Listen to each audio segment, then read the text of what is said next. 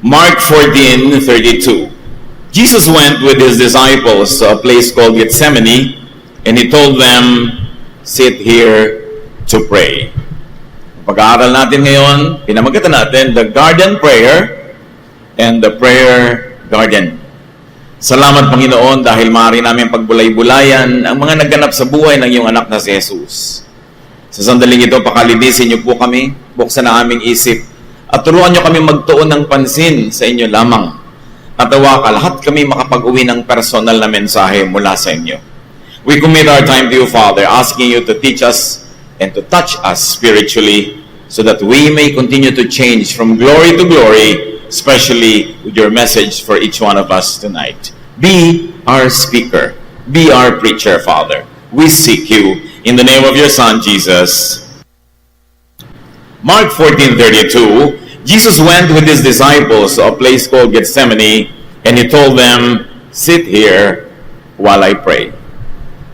Isa sa mga pinakamahalagang bahagi ng ginawa ng Panginoon patungo sa kanyang pagka-aresto, paglilitis, kamatayan, at pagkabuhay na muli. Gethsemane means a garden of olives. Hindi siya basta wild garden, siya ay tinataniman ng mga oliba, kaya meron doong olive press, kung saan ang mga oliba ay pinipiga at ginagawang langis. It means an olive garden with an olive press. It is usually walled, itong mga ganitong klaseng hardin. And the particular garden that we're going to focus on tonight, the Gethsemane, is down in the Kidron Valley. Sa eastern side ng temple ay may napakalalim at matarik na bangin at sa ibaba nun ang tinatawag na Kidron Valley. At sa Kidron Valley ay mayroong isang maliit na sapa o maliit na batis na dinadaluyan ng kaunting tubig, subalit lagi ito halos ay kulay dugo dahil ang mga tira-tirahan ng mga bahagi ng hayop na iniaalay sa templo, pati na ang mga sobrang dugo ay itinatapon doon, kaya lagi na mayroong kulay dugo ang maliit na sapa sa Kidron Valley. Matapos ang tinatawag natin ngayon na Lord's Supper, ang Panginoon at ang kanyang mga disipulo ay bumaba doon sa libis na yon, sa valley, tumawid ng maliit na sapa na ito at tumuloy sila sa halamanan na siyang pinagdausan ng napakahalagang panalangin ng Panginoon. Mark 14:33-34, Jesus took Peter, James, and John. He was sad and troubled and told them, "I am so sad that I feel as if I am dying. Stay here and keep awake with me." Kasama ang 15 alagad at hindi na nakasama si Judas na noon ay merong ginagawa para ipagkanulo si Jesus, iniwan pa niya yung iba sa may gawi sa may labas at isinama niya sa kaloob-looban ng halamanan ang 3 disipulo na madalas niyang kasama at yun din ang nakakita sa kanya na nagbago ang anyo sa tinatawag nating Mount of Transfiguration. At sinabi niya, "Halos ikamatay ko ang lungkot." Nakaranas ba kayo ng lungkot na halos nakakamatay? Yung lungkot na deep depression. Yung pag naramdaman nyo sa mga alas 2, alas 3 ng umaga ay parang wala nang darating na umaga. Sa madaling araw ay parang wala na kayong kasama at nag-iisa. Napakatindi ng lungkot na nadarama ng Panginoon. Alam niya noon na siya ipagkakanulo at siya ay ipapako sa krus. At sinabi niya doon sa 3, "Manatili kayong gising, samahan ninyo ako. Halos ikalungkot ko, ikamatay ko ang kalungkutang ito. Dito kayo." Mark 14:35-36. Jesus walked on a little way, then he knelt down on the ground and prayed, "Father, if it is possible, don't let this happen to me. Father, you can do anything. Don't make me suffer by having me drink from this cup. But do what you want and not what I want." Isang napaka matapat na panalangin. The human in Jesus is asking to be spared the sorrow, the trouble, the pain, the terrible pain that he was about to undergo. Sabi niya, kung maaari lamang po'y sana'y huwag na ako na dumaan dito sa ganitong pagdurusa. Pero matapos yung sinabi niya, ganun pa man, masunod po ang inyong kalooban, hindi ang aking ibig lamang. Sa Luke 22:43-44, That's the only report about this. Then an angel from heaven came to help him. Jesus was in great pain and prayed so sincerely that his sweat fell to the ground like drops of blood. Si Luke lang ang nag-report sa mga gospel writers about this particular detail, na sa tindi ng dalawhati ni Jesus ay may isang anghel na lumapit sa kanya at siya'y tinulungan. Kung paano niya tinulungan, lingid sa atin dahil hindi ipinaliwanag. Subalit sinabi na ang pawis na lumabas sa kanya mga noo ay mga mustilang butil ng dugo at ito ay pumatak sa lupa. The blood of Jesus goes into the earth and replaces the blood in the stream.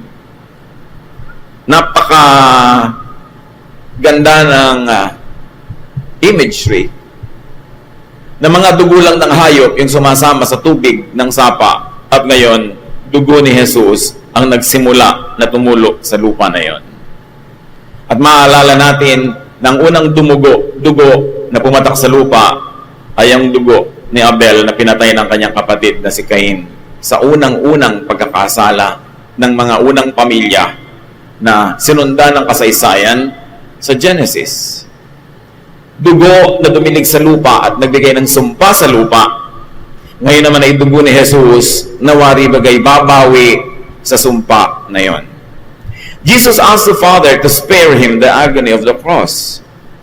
And he expresses his feelings, but nonetheless declares unreserved submission and obedience to God's will. Mark 14:37-38. When Jesus came back and found the disciples sleeping, he said to Simon Peter, "Are you asleep? Can't you stay awake for just 1 hour? Stay awake and pray that you won't be tested. You want to do what is right, but you are weak." So sa unang pagbalik ni Jesus sa kanyang mga kasamahan, ay inabutan niyang nakatulog ang mga yun.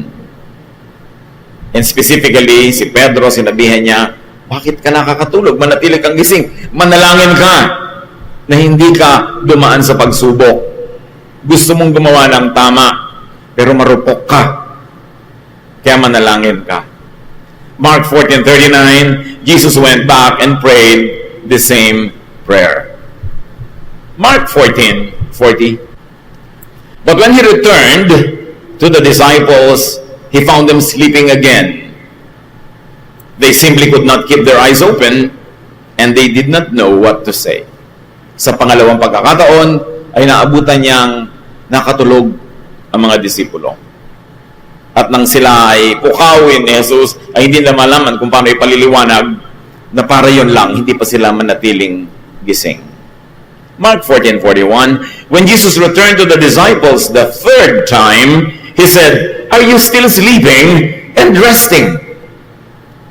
Or sa ibang version na sinasabi, "You may as well keep on sleeping and resting." Dahil hindi naman kayo manatiling gising, mabuti pa kaya'y matulog na lang kayo ng tuloy-tuloy. O gusto nyo ba itulog na lang at daan nyo na lang sa tulog ang napakahalagang gabing ito? Mark 14:41-42, enough of all that. The time has come for the Son of Man to be handed over to sinners. Get up, let's go. The one who will betray me is already here. At sa dilim ng gabi na yon, bumagtas dito sa libis na ito ang pulutong ng mga kawal ng templo, may dala-dala mga sulo at iba't ibang ilawan, at sa isang datahan para si Jesus ay dakpin. Pansinin natin ang sabi ni Jesus, the Son of Man is to be handed to sinners. By sinners, Jesus was not referring to sex offenders, or thieves, or criminals, or the usual targets of religion to be labeled as sinners. He meant the chief priests, the Pharisees, the teachers of the law, the priests, the religious leaders, and their followers. Sila ang tinawag ng Panginoon na sinners. Ano-ano para sa atin ngayon, mga kapatid, ang mga aral ng garden prayer o galing sa prayer garden? Jesus prayed that Peter not be tested. it was Judas, but it could have been Peter. It could have been anyone who would have been tested and betrayed Jesus. Pity those who are going through testing. Pity those who are going through trial and hardship. Do not be self-righteous and judgmental and condemn those who are going through hard trials. At yan ang naramdaman ng Panginoon kay Pedro. May lesson para sa ating lahat, mga kapatid. Pray for one another. Pag may nabalitaan kayong kapatid, kamag-anak, pinsan, office mate, kapitbahay, na dumadaan sa pagsubok, halos ay malaglag o nalaglag na nga, ang una nating dapat gawin, ipanalangin sila. Yun ang ginawa ng Panginoong Yesus, ipinanalangin niya. Magdalanginan tayo para sa isa't isa, dahil ang pagdaan natin sa pagsubok ay panapanahon lang. Hindi mo alam kung kailan naman ikaw. Kung minsan may mga magulang na ipinagyayabang kanilang mga anak, mga apo, hindi nyo alam kung kailan sila naman ang maaaring matukso at matumba at mahulog. Another thing that we should notice here is that Jesus asked for companionship. He asked for fellowship, for the ministry of presence. Napakahalaga, mga kapatid, na tayo'y makilamay, makiramay, makisama sa nagdadalamhati. Kung minsan, masaya tayo, we feel that we don't need to be with someone, pero lagi nating dapat pakiramdaman kung kailangan nila tayo. Mapalad ka kung hindi mo kailangan ng kapwa mo ngayon dahil mukhang puno ka, masaya, pero kung ikaw ang kailangan, maging handa kang makiramay. Accompany, support one another. One of the greatest gifts that we could give to our loved ones is the gift of our presence. The gift of our time. Kung minsan may mga birthday, may mga okasyon, sabi mo, hindi ako pupunta kasi wala akong panregalo. Yung oras mo, yung oras sa gugugulin mo papunta, pamamalagi sa okasyon at pag-uwi, regalo yon. Ang oras at panahon ay napakahalagang regalo. At dapat nating appreciate yung mga tao na available pagkailangan natin sila. Importante na malaman natin na sa tingin ni Jesus, kadalasan ang tinutukoy niya sa mga makasalanan, hindi yung lagi nating pinag-iinitan na tinatawag nating mga makasalanan. Jesus referred to the religious leaders as sinners. Sapagkat yung religious self-righteousness, judgmentalism, pride, arrogance, and cruelty to those you consider to be sinful is grave sin in the eyes of Jesus. Christians have to define and identify sin from the point of view of Jesus. Hindi ko relihiyoso ay banal na nga. Sa kadalasan sa pagiging nating relihiyoso, doon tayo nagiging malupit sa kapwa, doon tayo nawawala ng pang-unawa, doon tayo nanguhusga, at yun ang tinatawag ni Jesus sa mga makasalanan. Jesus prayed before His trial and crucifixion. Mahalaga. Kung hindi nanalangin si Jesus dito sa Gethsemane, sa sandaling ito, malamang na hindi niya nakaya ang hirap ng krus. Ang darating na hirap sa kanya, nung siya'y litisin magdamag na walang idlip ni isang pikit, nang siya'y pinabalik-balik sa bahay ni Caiaphas at ni Pilate at ni Herod, at siya ay nilapastangan, at pagkatapos ay pinagbuhat ng krus at ipinako kinabukasan, hindi niya marahil yun nakaya kundi siya nanalangin. At kung si Jesus na yun, kinailangan pang manalangin, lalo tayo. Prepare for and face trials and hardships with prayer. Kung natatansya nyo na may darating na pagsubok, manalangin ng time team. At kung may makakasama kayong manalangin, magpasama. At kung kayo may masasamahang gustong magpasama sa panalangin, samahan. Iba ang nagiging lakas ng ating loob kung ang baon-baon natin sa pagharap sa mga pagsubok ay panalangin. With prayer, we connect with the power of God so we are able to overcome whatever is thrown our way. Sabi nga nila, a person is strongest when he or she is on her knees praying. Ang tunay na lakas ay nagmumula sa paghugot ng lakas sa ating pananalig sa ating Diyos Ama. So pray for one another. We should know that Gethsemane is a crucial link in the gardens of life. And today we shall focus on 4 gardens of our lives. And I want you to think right now kung sa sandaling ito, nasaan sa mga hardin na ito kayo. The first garden of life is the Garden of Eden. Bright, beautiful, paradise. God created the Garden of Eden for man to live in, to enjoy, and in it to fellowship with God. God created humans to have a relationship with them. Ang paglikha ng Diyos sa tao ay hindi lang isang eksperimento. Meron siyang pakay at ito ay makipagmabutihan, makisalamuha, makihalubilo, makisangkot, makiisa sa taong kanyang nilikha. Gusto ng Diyos na magkasama siya at ang taong kanyang nilikha. At sa gitna ng halaman na ito ay yung tree of life. Alam natin ang kasaysayan, humans disobeyed God's will, fell into sin and eventual spiritual death. Humans lost the garden. Then, there's the Garden of Gethsemane. Dark, stained with blood. The blood of Abel, and now the blood of Jesus. In Gethsemane, Jesus, as the definitive and quintessential human, struggled but surrendered to God's will. Nasa Gethsemane ba kayo ngayon? Alam niyong tama, pero may iba kayong gustong gawin. Alam natin kung anong mabuti, pero gusto sana nating huwag mahirapan.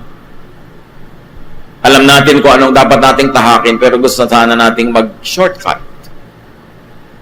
In Gethsemane, the disobedience of Adam and Eve is cancelled and redeemed by the obedience of Jesus. Sa unang halamanan sa Eden, naging suwail ang tao at lumabag sa kalooban ng Diyos. Sa pangalawang hardin, si Jesus na nagkatawang tao ay susunod sa kalooban ng Diyos upang bawiin ang pagkalugmok, ang pagkasasala ni Eva at ni Adan at ng mga unang pamilya. The Garden of Gethsemane has redemptive value. At kung dami namin ng panahon at haba-haba ng oras na ang Israel ay nag-aalay ng mga dugo ng hayop na ayon din naman sa Biblia ay hindi naman nakapaglilinis at hindi nakakapagpatawad ng kasalanan, sa Gethsemane nagsimulang pumatak ang dugo ni Jesus upang yung tunay at kaisa-isang katanggap-tanggap sa Diyos sa sakripisyo ay kanyang ialay.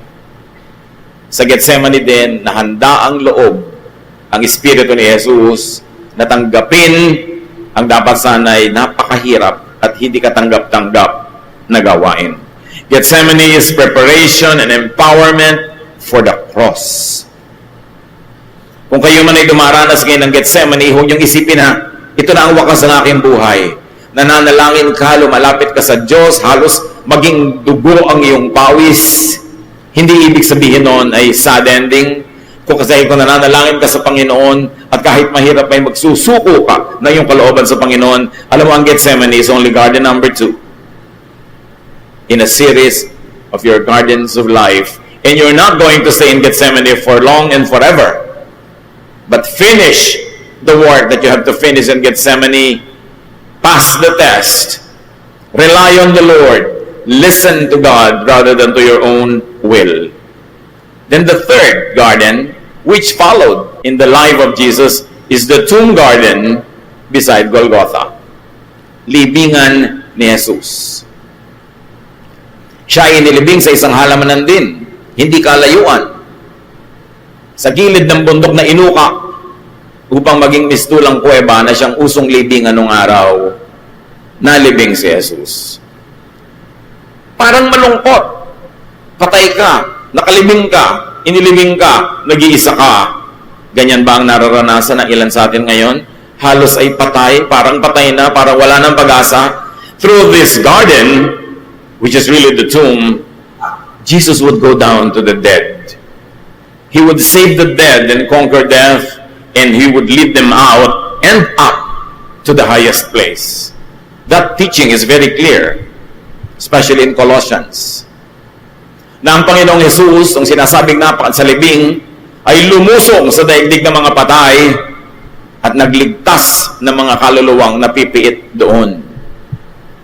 At sinasabi din sa kasulatan, matapos ang Panginoon ng buhay na muli, ay naglabasan ng maraming patay mula sa kanilang mga libingan at nakita sila mukhaan physically ng maraming tao sa lungsod.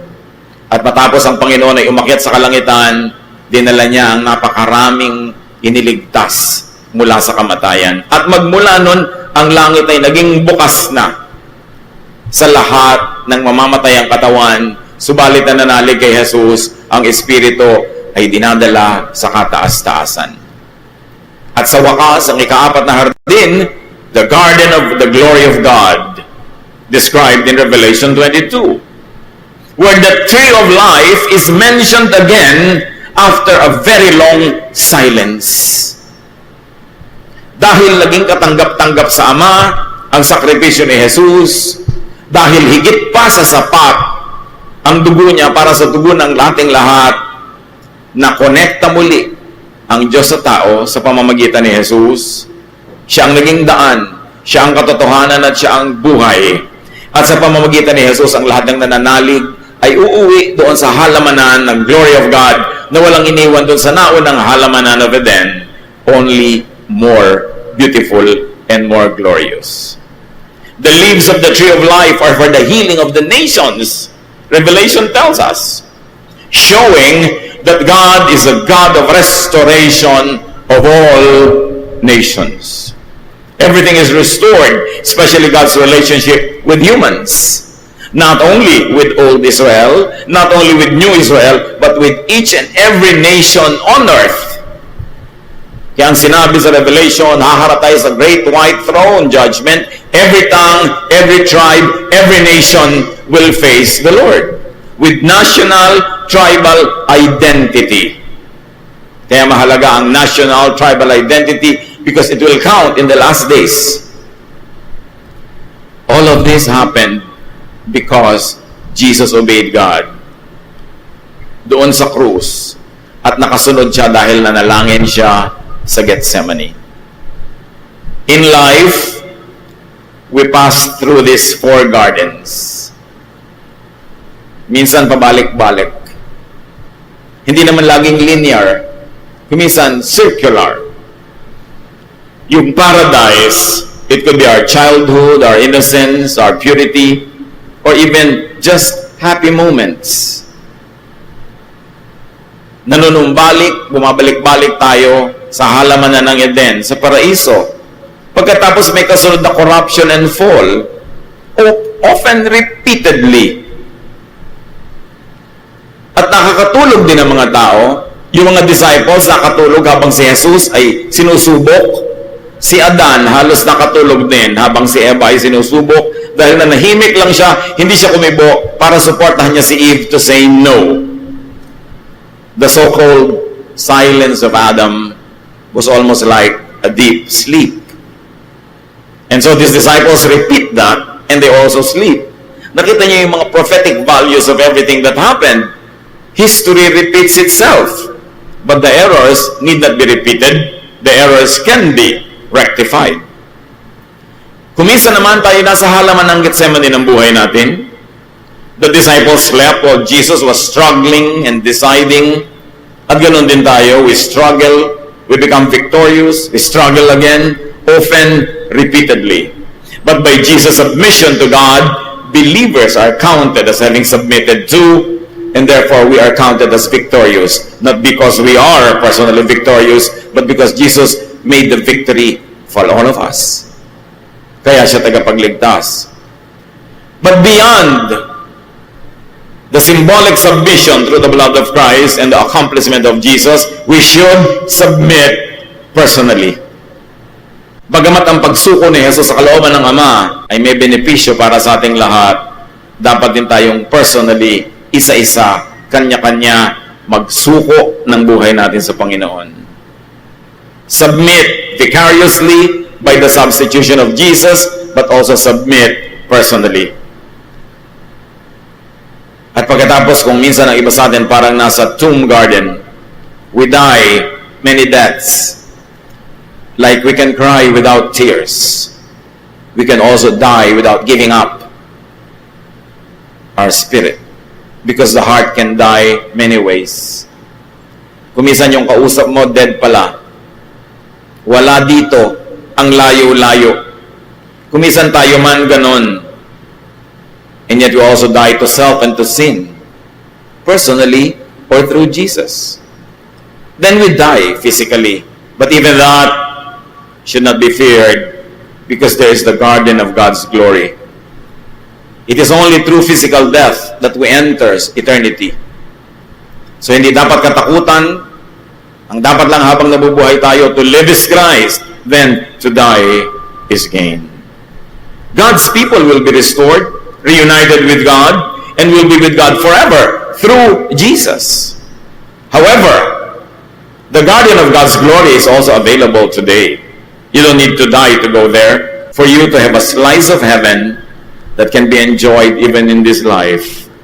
It can be enjoyed in advance whenever we live right with God. The church is the embassy of heaven. Christians are God's ambassadors. Heaven can be enjoyed even in installment and in slices here on earth.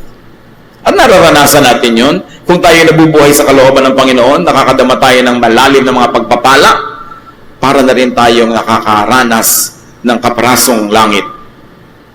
Kaya magparanas din tayo ng langit sa ating kapwa. Magpaparanas na rin tayo, huwag na impyerno. Langit na. Makita nila ang mukha ng Diyos pag nakikita tayo, maramdaman nila ang hipo at haplos ng Diyos kung tayo ay nasa kanilang tabi, maramdaman nila ang encouragement, empowerment ng God, hindi discouragement from the devil. Be a blessing, be an ambassador of heaven. Because you're part of these four gardens. So go to and go through your Gethsemane. Mga kapatid, may kanya-kanya tayong Gethsemane ngayon. Salamat na lang at nauna na si Jesus na ituro sa atin ang daan kung paano lalampasan at pagtatagumpayan ang pagpawis ng dugo, ang pag-iisa. Si Jesus na halos ay makiusap na siya samahan, nararamdaman natin yon. Kung minsan kahit may asawa ka, you feel alone. Minsan may pamilya ka, you feel alone, they don't believe in what you believe in, or probably they really not believe in you, or they reject you. They cast you out.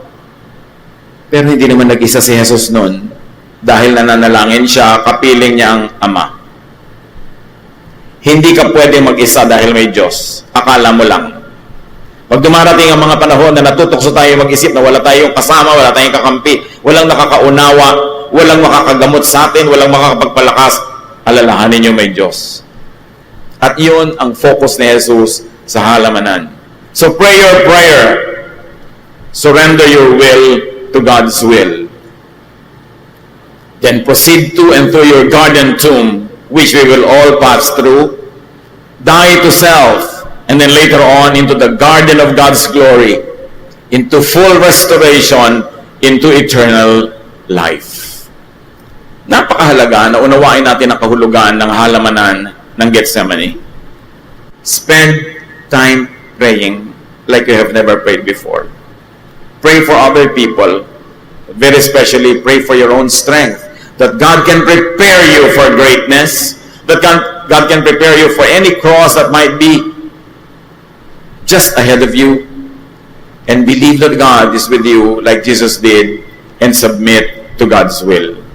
Heavenly Father, we thank you that though Gethsemane was sad, Gethsemane was a springboard for the victory of our Lord Jesus. Na mula sa Gethsemane, hinarap niya ang krus, dumaan siya sa garden tomb, at naghanda siya ng glorious garden for all of us, your children. Touch us like we have never received a touch from you before. Teach us to pray deeply, powerfully. At nawa, Panginoon, sa aming dalangin, maluwalhati kayo at ang lahat ng pagpapalang nakalaan para sa bawat isa ay tanggapin ng bawat isa. Pinupuri namin kayo, Panginoon, dinadakila, patuloy nyo kaming turuan mula sa leksyon ng halamanan ng Gethsemane. Father, we praise you and thank you in the name of your Son, Jesus.